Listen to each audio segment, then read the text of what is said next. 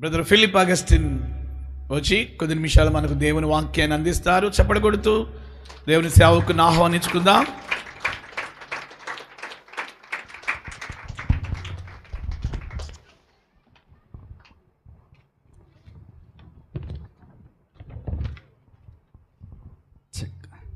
మన ప్రభువును రక్షకుడైన యేసుక్రీస్తు నామములో కూడి వచ్చిన మీ అందరికీ నా ప్రత్యేకమైన వందనాలు. మాకు ఈ సమయం ఇచ్చిన సంఘ పెద్ద ఐజాక్ పాస్టర్ గారికి, పాస్టమ్మ గారికి, అలాగే అభియానికి కూడా నా ప్రత్యేకమైన వందనాలు తెలియజేస్తున్నాను. ఒక 25 మినిట్స్ మనం దేవుడు నాకు ఇచ్చిన మైండ్లో ఉన్న తలంపులు కొన్ని మీతో పంచుకోవాలనుకుంటున్నాను. చెప్పేది 20 నిమిషాలన్నా మనం జాగ్రత్తగా మీ అటెన్షన్ అంతా నాకు ఇవ్వాలి. మనం బైబిల్లో ఆది కాండం నుంచి ప్రకటన గ్రంథం వరకు మనం జాగ్రత్తగా పరిశీలిస్తే మనకి ఒక అంశం కనపడిద్ది, ఒక థీమ్ అనేది కనపడిద్ది. ఆది కాండం నుంచి ప్రకటన గ్రంథం వరకు మనం జాగ్రత్తగా గమనించినట్టయితే ఒక అంశం కనపడిద్ది.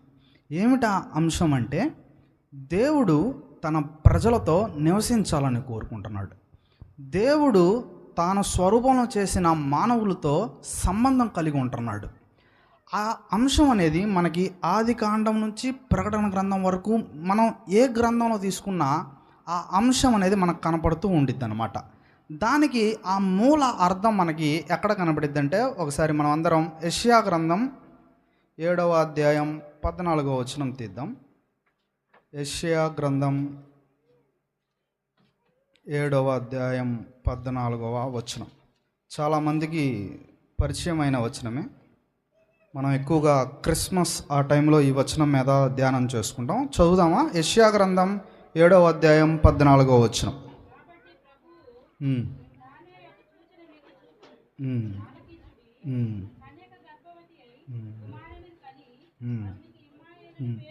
ఏమని పేరు పెడతారంట? ఇమ్మానుయేలు. ఇప్పుడు ఈ ప్రవచనం అనేది ఎవరికి వచ్చిందంటే భక్తుడైన యెషయా గారికి వచ్చింది. ఈ యెషయా గారికి వచ్చిన ఈ ప్రవచనం ఆయన చనిపోయిన తర్వాత 700 సంవత్సరాల తర్వాత ఒకరి జీవితంలో నెరవేరిద్ది అనమాట. ఈ ప్రవచనం ఎక్కడ నెరవేరిందో మనం చూద్దాం. మత్తయి సువార్త 1వ అధ్యాయం 23వ వచనం. మత్తయి సువార్త 1వ అధ్యాయం 23వ వచనం చదువుతారు ఎవరైనా? ప్రభు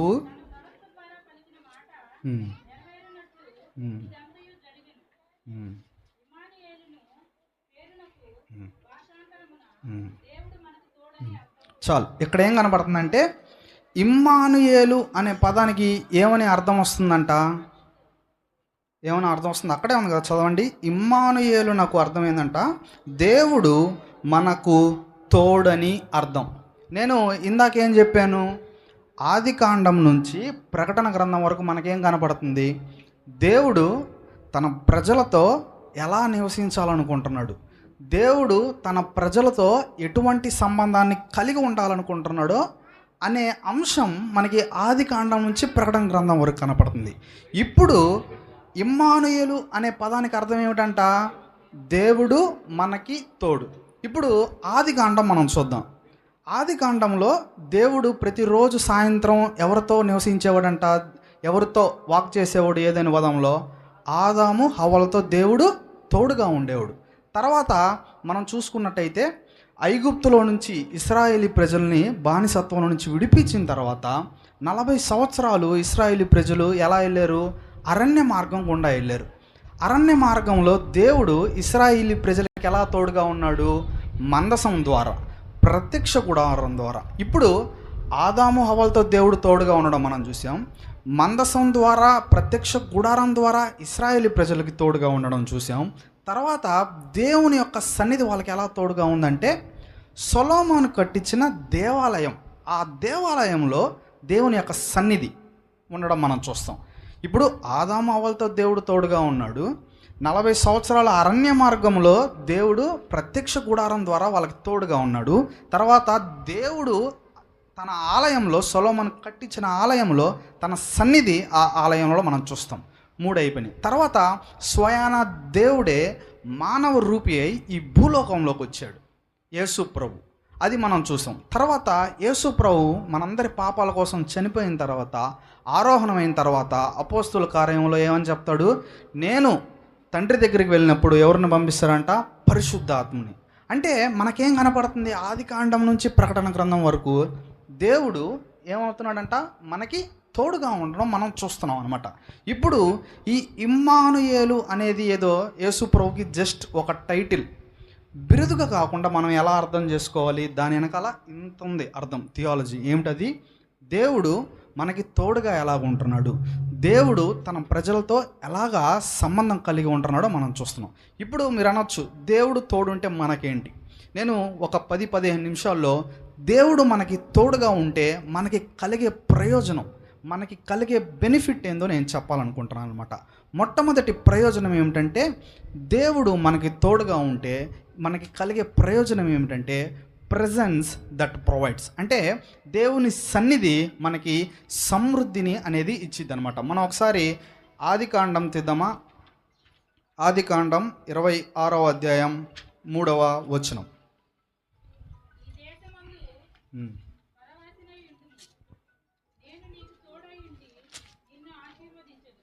చూసారా, అక్కడ ప్రాముఖ్యమైన మనకి పదం కనపడుతుంది. చూసారా, ఇందాక ఇమ్మానుయేల్ అంటే అర్థం ఏమిటి? దేవుడు మనకి తోడు. ఇప్పుడు ఈ 26వ అధ్యాయంలో 3వ వచనంలో మనకేం కనపడుతుంది? నేను నీకు తోడై ఉండి నిన్ను ఆశీర్వదించను. ఇక్కడ జరుగుతున్న సందర్భం ఏమిటంటే, మనం ఒకసారి 1-2 వచనాలు చదువుకుందాం ఆ సందర్భం తెలియాలంటే. 1-2 వచనాలు.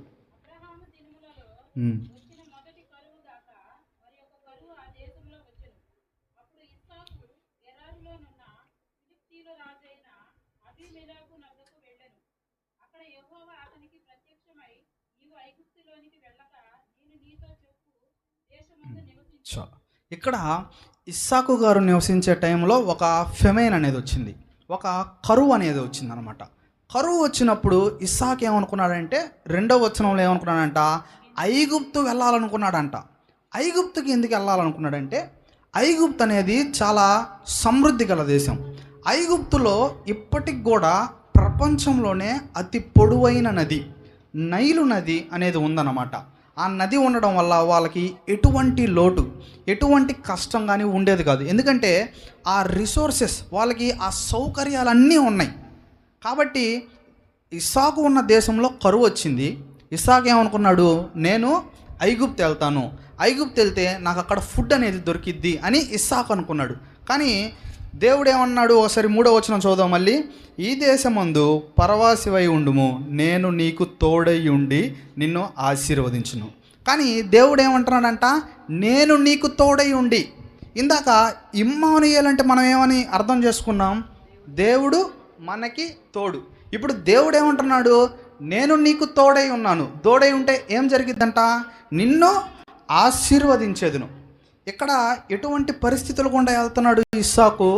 కరువు. నేనేం చెప్పాను? మనకి దేవుని యొక్క సన్నిధి మనకి తోడుగా ఉంటే మనకి కలిగే మొట్టమొదటి ప్రయోజనం ఏమిటంటే, మన జీవితాల్లో సమృద్ధి అనేది ఉండిద్ది అనమాట. మన జీవితాల్లో సమృద్ధి ఉంది అనే దానికి సూచన ఏంటి? దేవుడు మనకి తోడై ఉన్నాడు. ఆనాడు ఇస్సాకి ఎలాగైతే తోడుగా ఉన్నాడో, ఇస్సాకు ఎటువంటి పరిస్థితులు గుండా వెళ్తున్నాడు? కరువు, తినడానికి ఏమీ లేదు. అటువంటి పరిస్థితుల్లో ఇస్సాకి సమృద్ధి ఎలాగొచ్చింది? దేవుడు తోడై ఉండడం వల్ల. కాబట్టి మొట్టమొదటి ప్రయోజనం, దేవుడు మనకి తోడుగా ఉంటే మనకి కలిగే మొట్టమొదటి ప్రయోజనం ఏమిటంటే ప్రెజెన్స్ దట్ ప్రొవైడ్స్. అంటే దేవుని యొక్క సన్నిధి మనకేం చేసిద్ది? సమృద్ధినిచ్చిద్ది. అది మనం గుర్తుపెట్టుకోవాలి. అది మొట్టమొదటిగా నేను చెప్పాలనుకున్నది. దేవుని సన్నిధి మనకి తోడుగా ఉంటే మనకేం కలిగిద్దంట? సమృద్ధి అనేది కలిగిద్ది అనమాట. 2వ ప్రయోజనం చూద్దాం. Presence that protects. అంటే దేవుని యొక్క సన్నిధి మనకి కాపుదల, రక్షణ అనేది ఇచ్చిద్ది అనమాట. అది ఎలాగో మనం చూద్దాం. అదే ఆదికాండం 28వ అధ్యాయం 15వ వచనం. ఆదికాండం 28వ అధ్యాయం 15వ వచనం. చాలు, మళ్ళీ అదే పదం కనపడుతుందా? జాగ్రత్తగా చదవాలి. ఇమ్మానుయేల్ అంటే ఏమని అర్థం చేసుకున్నాం మనం? దేవుడు మనకి తోడు. ఇందాక ఇస్సాకు కరువులో ఉన్నప్పుడు దేవుడు ఏమన్నాడు? నేను నీకు తోడై ఉన్నాను అన్నాడు. ఇక్కడ మనం ఈ వచనంలో మనం ఏం చదువుకున్నాం? 28వ అధ్యాయం 15వ వచనంలో, ఇదిగో నేను నీకు తోడై ఉండి. చూసారా? జాగ్రత్తగా గమనిస్తే మళ్ళీ అదే పదం రిపీట్ అవ్వడం మనం చూస్తాం. తర్వాత, నీవు వెళ్ళు ప్రతి స్థలమందు నిన్ను కాపాడుచు ఈ దేశమునకు నిన్ను మరలా రప్పించదను. ఇక్కడ అసలు ఏం జరుగుతుంది? సందర్భం ఏమిటంటే, యాకోబు తన అన్నని ఏశావుని మోసం చేసి తన తండ్రి దగ్గర నుంచి ఈ మొత్తం ఇస్సాకు దగ్గర నుంచి ఆశీర్వాదాలన్నీ పొందుకుంటాడనమాట. పొందుకున్న తర్వాత ఆ కోపంతో తన అన్న ఏశావు ఏం చేస్తాడంటే చంపడానికి ప్రయత్నం చేస్తున్నాడు. చంపడానికి ప్రయత్నం చేస్తున్న సమయంలో యాకోబు దేవునికి ప్రార్థించినప్పుడు దేవుడు ఏమంటున్నాడు? నేను నీకు తోడై ఉండి. అంటే ఇమ్మానుయేలు. ఇమ్మానుయేలు అంటే ఏమని అర్థం? దేవుడు మనకి తోడు. అలాగే మన జీవితంలో కూడా ఈరోజు అక్కడ సందర్భంలో యాకోబుకి ఎలాగైతే ప్రొటెక్షన్ అనేది వచ్చిందో, యాకోబుకి ఎలాంటి కాపుదల అయితే వచ్చిందో, యాకోబుకి ఎలాంటి రక్షణ వచ్చింది, ఎలాగొచ్చింది? దేవుడు యాకోబుకి తోడుగా ఉన్నాడు. దేవుడు యాకోబుకి ఇమ్మానుయేలుగా ఉన్నాడు. మన జీవితంలో కూడా మనకి కాపుదల కావాలంటే, మన జీవితంలో మనకి రక్షణ కావాలంటే, మన జీవితంలో మనకి ప్రొటెక్షన్ కావాలంటే మనకి ఎవరు కావాలి? దేవుడు మనకి తోడు. అంటే ఇమ్మానుయేలు అని మనం అర్థం చేసుకోవాలి. కాబట్టి రెండవ బెనిఫిట్, రెండవ ప్రయోజనం, దేవుడు మనకి తోడుగా ఉంటే మనకేం కలిగిద్ది? ప్రొటెక్షన్, కాపుదల, సంరక్షణ అనేది కలిగిద్ది. ఇప్పుడు వరకు మనం రెండు విషయాలు చూసాం. ఒకటి, దేవుడు మనకి తోడుగా ఉంటే ఏమైందంట? సమృద్ధి ఉండిద్ది. రెండవది, దేవుడు మనకి తోడుగా ఉంటే మనకి ప్రొటెక్షన్, రక్షణ అనేది వచ్చింది. ఇప్పుడు మూడవ విషయం మనం చూద్దాం. Presence that give piece. అంటే దేవుని యొక్క సన్నిధి మనకి శాంతి, సమాధానం, నెమ్మది ఇస్తుంది. అది మనం చూద్దాం. నిర్గమాకాండం 33వ అధ్యాయం 14వ వచనం. నిర్గమాకాండం 33వ అధ్యాయం 14వ వచనం చదవండి ఎవరైనా.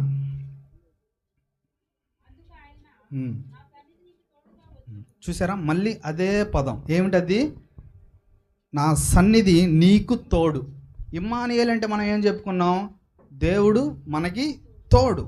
ఇందాక మనం యాకోబు జీవితంలో అదే చూసాం, ఇస్సాకు జీవితంలో దేవుడు తోడుగా ఉన్నాడు చూసాం. ఇక్కడ మోషే గారి జీవితంలో కూడా చూస్తున్నాం. ఇక్కడ జరుగుతున్న సందర్భం ఏంటంటే, ఇశ్రాయేలు ఐగుప్తు దేశం నుండి దేవుడు విడిపించాడు. దేవుడు విడిపించిన తర్వాత ఎర్ర సముద్రం దాటారు. తర్వాత వారికి నీళ్లు కావాలంటే దేవుడు బండలో నుంచి నీరు ఇచ్చారు. కానీ దేవుడు సీనాయి పర్వతం దగ్గరికి వచ్చిన తర్వాత మోషేని కొండ మీదకి పిలిపించి 40 దినాలు 40 రాత్రులు దేవుడు మోషేతో ఒక కవనెంట్, నిబంధన అనేది చేయడం మనం చూస్తున్నాం. 40 రోజులు వాళ్ళ నాయకుడు కొండ మీద ఉన్నాడు, కిందంతా ప్రజలు ఉన్నారు, వాళ్ళకి ఏం చేయాలో తెలియట్లా, గందరగోళం పరిస్థితి. అటువంటి సమయంలో ప్రజలందరూ ఏం చేశారంటే అహరోనుని పిలిచి, ఏడి మోషే 40 రోజులైంది పైకి వెళ్ళి ఇంకా రాలేదు అని అహరోనుని చంపబోయారనమాట. అప్పుడు అహరోను ఏం చేశారంటే వాళ్ళందరి దగ్గర బంగారం తీసుకొని ఒక బంగారు దూడని తయారు చేసి, ఈయనే మీ దేవుడు అని ఆ ఇశ్రాయేలు ప్రజలందరినీ పాపంలోనికి నెట్టేశాడు. అందుకు దేవుడికి కోపం వచ్చింది. దేవుడు కోపం వచ్చి ఏం చేశాడు? మనం 33వ అధ్యాయం 2వ వచనం చూద్దామా. దూతను పంపి, ఇక్కడ దేవుడు ఏమంటున్నాడు? నేను మీతో రాను. ఎందుకు రాడంట? మీరు పాపం చేశారు. మీరు మొట్టమొదటి ఆజ్ఞ ఏంటంటే నేను తప్ప వేరొక దేవుడు ఉండకూడదు. కానీ ఇశ్రాయేలీ ప్రజలు ఏం చేశారు? 400 సంవత్సరాలు వారి పితరులు ఐగుప్తు దేశంలో బానిసలుగా ఉంటే వారిని బయటికి తీసుకొచ్చాడు. అదంతా మర్చిపోయి ఇశ్రాయేలీ ప్రజలు ఏం చేశారు? బంగారు దూడని వర్షిప్ చేయడం, పూజించడం మనం చూస్తాం. దానికి కోపంతో దేవుడు ఏమంటున్నాడు? 2వ వచనంలో, నేను మీతో రాను. ఎవరిని పంపిస్తాడంట? దూతను పంపిస్తాడంట. అంటే దేవుని సన్నిధి ఇశ్రాయేలీ ప్రజలతో ఉండట్లా. అప్పుడు మోషే ప్రార్థన చేయడం చూస్తాం. ప్రార్థన చేసినప్పుడు జవాబు మనకి 14వ వచనంలో ఉండిద్ది. మళ్ళీ చదువుదామా. అందుకు ఆయన, నా సన్నిధి నీకు తోడు. ఇప్పుడు దాకా మనం జాగ్రత్తగా గమనిస్తే అన్ని చదువుకున్న వచనంలో మనకి కామన్గా ఒక వచనం కనపడుతుంది. ఏమిటి ఆ పదం? తోడు. అంటే ఇమ్మానుయేల్. ఇమ్మానుయేల్ అంటే దేవుడు మనకి తోడు. అంటే ఇక్కడ పరిస్థితి ఏంటంటే వాళ్ళ ప్రయాణం ఆగిపోయింది. ఇశ్రాయేలు ప్రజల ప్రయాణం ఆగిపోయింది. ఏం చేయాలో తెలియదు. వాళ్ళు అరణ్య మార్గంలో ఎటు వెళ్ళాలో తెలియదు. అలాంటి గందరగోళ పరిస్థితుల్లో దేవుడు ఏమంటున్నాడు, నా సన్నిధి నీకు తోడుగా వచ్చును. దేవుని సన్నిధి తోడుగా వచ్చిందంట. వస్తే బెనిఫిట్, ప్రయోజనం ఏమిటో తర్వాత ఉంది. నేను నీకు విశ్రాంతి కలుగజేసేదను. అంటే మన యొక్క జీవితంలో విశ్రాంతి, సమాధానం, పీస్ అనేది ఎప్పుడు వచ్చింది? దేవుడు మనకు తోడుగా ఉంటే. దేవుడు మనకు తోడుగా ఉన్నాడంటే అర్థం ఏమిటి? ఇమ్మానుయేల్ అంటే దేవుడు మనకి తోడుగా ఉన్నాడు. ఇప్పటిదాకా మనం 3 విషయాలు చూసుకున్నాం. ముందుగా దేవుడు మనకి తోడుగా ఉంటే మనకేం జరిగిద్ది? సమృద్ధి. రెండవది, దేవుడు మనకి తోడుగా ఉంటే మనకేం కలిగిద్ది? రక్షణ. మూడవది, దేవుడు మనకు తోడుగా ఉంటే శాంతి, సమాధానం అనేది 3 విషయాలు మనం చూసుకున్నాం. ఇప్పుడు 4వ విషయం మనం చూద్దాం అనమాట. Presence that gives victory. అంటే దేవుని సన్నిధి మనకి తోడుగా ఉంటే మనకి విజయం అనేది వచ్చిద్ది అనమాట. అది ఎలాగో మనం చూద్దాం. న్యాయాధిపతుల గ్రంథం 6వ అధ్యాయం 16వ వచనం. న్యాయాధిపతుల గ్రంథం 6వ అధ్యాయం 16వ వచనం.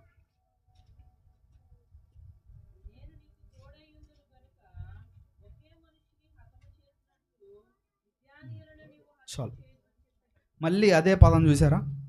ఇప్పుడు దాకా మనం అన్ని వచనాల్లో రిపీటెడ్గా ఏముంది? 16వ వచనంలో నేను నీకు తోడై ఉండేదను. అంటే ఇక్కడ జరుగుతున్న సందర్భం ఏమిటంటే, మనం ఒకసారి 1వ అధ్యాయం నుంచి చదువుదాం. అదే 6వ అధ్యాయం 1వ వచనం నుంచి మనం చదువుదాం.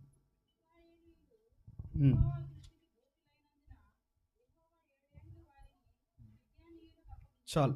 ఇక్కడ మనకేం అర్థం అవుతుందంటే, ఇశ్రాయేలీ ప్రజలు దేవుని వర్షిప్ చేయడం, పూజించడం మానేశారు. కాబట్టి దేవుడు వారి మీదకి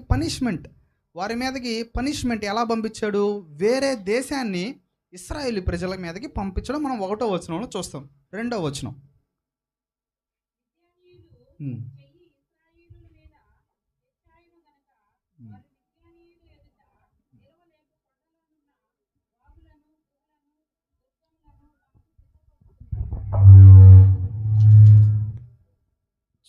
ఇప్పుడు మొదటి వచనంలో మనకేం కనపడుతుంది? ఇశ్రాయేలీ ప్రజలు తప్పు చేశారు కాబట్టి దేవుడు ఏం చేశాడు? వాళ్ళకి పనిష్మెంట్ అనేది ఇచ్చారు. ఎలాగా? పక్క దేశంలో ఉన్న మిద్యానీయుల్ని వాళ్ళ మీద యుద్ధానికి పంపించాడు. ఇప్పుడు 2వ వచనంలో మనకేం కనపడుతుంది? ఆ మిద్యానీయుల యొక్క పవర్కి, వారి యొక్క బలగం దెబ్బకి వీళ్ళందరూ ఏం చేశారంట? కొండలలో, గుహలలో, లోయలలో, వాగుల్లో దాంకోవడం మనం చూస్తున్నాం. 3వ వచనం చదువుకుందాం.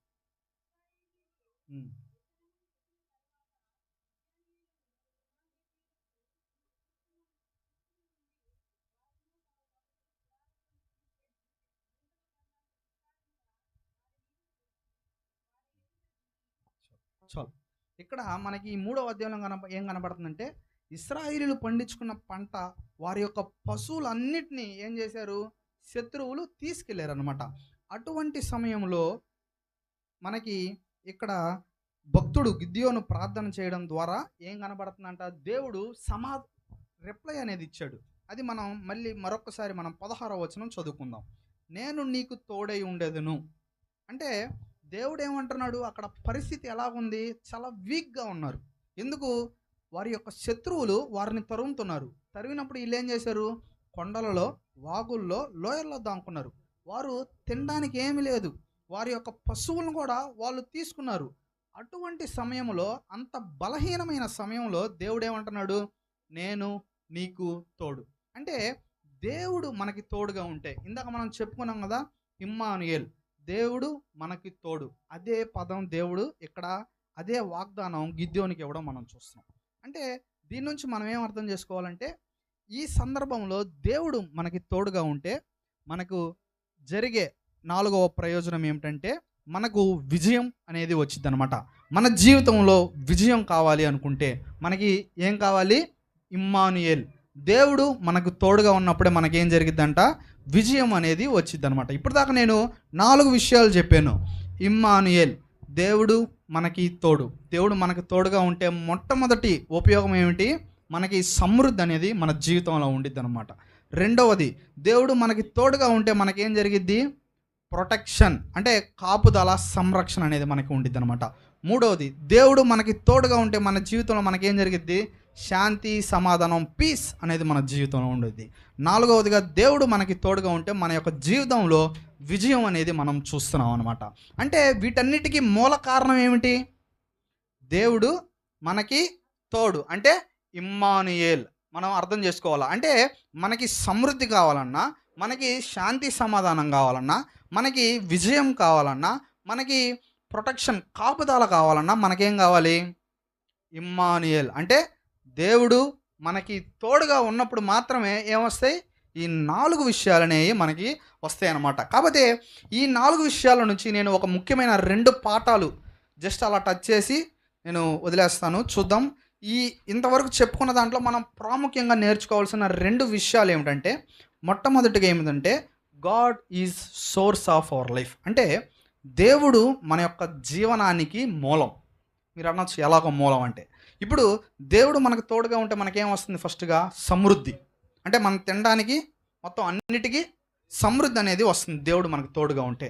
రెండవది మనకేం వస్తుంది? ప్రొటెక్షన్, కాపుదల అనేది వస్తుంది. మూడవది శాంతి, సమాధానం, నెమ్మది అనేది వస్తుంది. నాలుగవది మన జీవితంలో విజయం వస్తుంది. దీన్ని బట్టి మనం ఏం అర్థం చేసుకోవాలి? దేవుడు మన యొక్క జీవితానికి మూలం. God is source of our life. God is the centre of our life. అంటే మన జీవితంలో ఆయన సన్నిధి, దేవుడు మనకి తోడుగా ఉన్నప్పుడు సమృద్ధి వచ్చిద్దంట. దేవుడు మనకి తోడుగా ఉన్నప్పుడు శాంతి సమాధానం వచ్చిద్దంట. దేవుడు మనకి తోడుగా ఉన్నప్పుడు కాపుదల, ప్రొటెక్షన్, విక్టరీ, విజయం అనేది వచ్చిద్దని మనం అర్థం చేసుకోవాలి. ఇది మొట్టమొదటి పాఠం మనం నేర్చుకోవాల్సింది. ఏమిటది? దేవుడు మన జీవనానికి మూలం అని మనం అర్థం చేసుకోవాలి. రెండవది, ఆయన సన్నిధిని గ్రహిస్తూ మనం జీవించాలి. అంటే దేవుడు ఎవరు? పరిశుద్ధుడు. మనం అదే పనిగా పాపాలు చేస్తూ ఉంటే దేవుడు సన్నిధి మనకు తోడుగా ఉండిద్దా? ఉండదు. ఇప్పుడు ఒకప్పుడు దేవుని యొక్క సన్నిధి ఎక్కడ ఉండేది? దేవాలయంలో ఉండేది. కానీ అపోస్తులుడైన పౌలు కొరింథీయులకు రాసేటప్పుడు ఏమంటున్నాడు? Don't you know your bodies are the living temple of God. అంటే మీ యొక్క హృదయాలు, మీ యొక్క శరీరాలు ఏమై ఉన్నాయంట? దేవుని యొక్క ఆలయం అంటే టెంపుల్ అయి ఉన్నాయి. అంటే మనం ఇక్కడ కూర్చున్నది ఇది చర్చ్ కాదంట. పౌలు ఏమంటున్నాడు? నీ హృదయం, నీ శరీరం ఆలయమై ఉంది. ఇప్పుడు దేవుడు మనకి తోడుగా ఉండాలంటే మనం అదే పాపి జీవితం జీవిస్తే దేవుడు తోడుగా ఉంటాడా? ఉండడు. అదే పాత మాదిరిగా సినిమాలు, సీరియళ్ళు అవి చూస్తే దేవుడు మనకి తోడుగా ఉంటాడా? ఉండడు. కాకపోతే మనం ఏమని అర్థం చేసుకోవాలి? దేవుడు మనకి తోడుగా ఉండాలంటే మనం ఏం అర్థం చేసుకోవాలి? ఆయన యొక్క సన్నిధిని గ్రహిస్తూ జీవించాలి. అంటే పరిశుద్ధంగా జీవించాలి. పరిశుద్ధంగా జీవించినప్పుడు మాత్రమే ఏమైంది? మనకి కండిషనల్ బ్లెస్సింగ్. అంటే దేవుడు ఒక కండిషన్ పెడుతున్నాడు. ఏమిటి ఆ కండిషన్? నువ్వు పరిశుద్ధంగా జీవిస్తే ఆ 4 బ్లెస్సింగ్స్, 4 ఆశీర్వాదాలు అనేవి ఉంటాయి. ఏమిటది? సమృద్ధి, శాంతి, సమాధానం, ప్రొటెక్షన్, కాపుదల, విజయం. ఇవన్నీ నీకు రావాలంటే మనం ఏం చేయాలంట? పరిశుద్ధంగా జీవించాలి.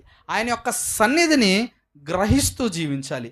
అలా జీవించినప్పుడు మాత్రమే దేవుడిచ్చాడుగా ఆ 4 బ్లెస్సింగ్లు, అప్పుడు అవి మన జీవితంలో నెరవేరడం చూస్తాం అన్నమాట.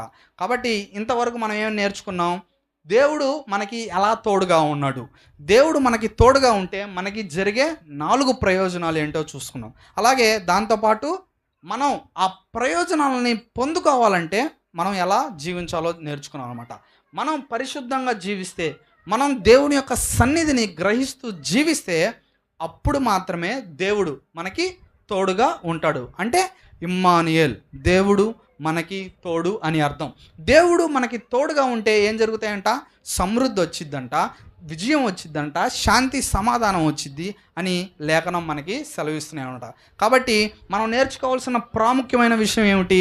మనం పరిశుద్ధంగా జీవిస్తే, మనం దేవునికి ఇష్టమైన రీతిలో జీవిస్తే అప్పుడు దేవుడు మనకి తోడుగా ఉంటాడు. దేవుడు మనకి తోడుగా ఉంటే ఆ 4 ఆశీర్వాదాలు అనేవి మన జీవితంలో జరుగుతాయి అన్నమాట. కాబట్టి ఈ చిన్న మాటలో దేవుడు దీవించిన గాక. మరొకసారి అవకాశం ఇచ్చిన పాస్టర్ గారికి, అభియానికి నా ప్రత్యేకమైన వందనాలు తెలియజేస్తూ చిన్న ప్రార్థన చేసుకుందాం. మహాగండ మహోన్నతురానికి ఘనమైన శ్రేష్టమైన పరిశుద్ధమైన నామానికి వందనాలు, స్తోత్రాలు చెల్లిస్తున్నాం ప్రభా. ఇంతవరకు ప్రభా నీ బిడ్డలతో ప్రభా నీ యొక్క సన్నిధి మాకు తోడుగా ఉంటే జరిగే 4 ప్రయోజనాలు ఎంతో మీరే మాట్లాడిన విధానం బట్టి మీకే వందనాలు, స్తోత్రాలు ప్రభా. వాటన్నిటికంటే ప్రభువా మీరు ఇచ్చిన కండిషన్, మేము పరిశుద్ధంగా జీవించినప్పుడు మాత్రమే మీ యొక్క సమృద్ధి మా జీవితంలో ఉండిద్ది. మీ యొక్క శాంతి సమాధానం, మీ యొక్క విజయం, మీ యొక్క భద్రత మా జీవితంలో ఉండిద్ది ప్రభువా. అట్టి పరిశుద్ధమైన జీవితం జీవించే కృపణ భాగ్యాన్ని కూడి వచ్చిన మీ పిల్లలందరికీ దయచేయమని మరొకసారి ప్రభువా జరగబోయే కార్యక్రమం మొత్తం నీ చేతులకు అప్పగిస్తూ నజరేయుడైన యేసుక్రీస్తు నామములో అడిగి పెట్టుకుంటున్నాం తండ్రి, ఆమేన్. దేవునికి స్తోత్రం. హల్లెలూయా, హల్లెలూయా.